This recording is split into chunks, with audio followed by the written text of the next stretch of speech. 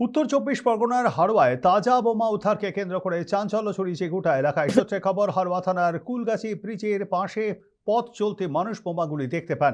খবর দেওয়া হয় হাড়োয়া থানায়। পুলিশ ঘটনাস্থলে পৌঁছে বম্ব ডিসপোজাল স্কোয়াডকে খবর দেয়। তারা এসে বোমাগুলি নিষ্ক্রিয় করেন। এর আগেও বহুবার ওই অঞ্চল থেকে বোমা উদ্ধারের জন্য খবরের শিরোনামে উঠে এসেছে। বোমা উদ্ধারকে কেন্দ্র করে শুরু হয়েছে শাসক বিরোধী তরজা। কে বা কারা কি কারণে বোমা রেখে গেল তার তদন্ত শুরু করেছে হাড়োয়া থানার পুলিশ।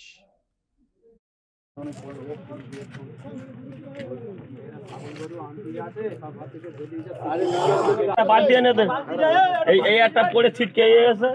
সারা পশ্চিমবাংলা জুড়ে ভোটের আগে তৃণমূল আশ্রিত দুষ্কৃতীরা বোম গুলি মেশিন শুধু মজুত করছে না, বাংলা অশান্ত সাম্প্রদায়িক দাঙ্গা বাঁধানো, বাংলা বিভক্ত করার চেষ্টা করছে।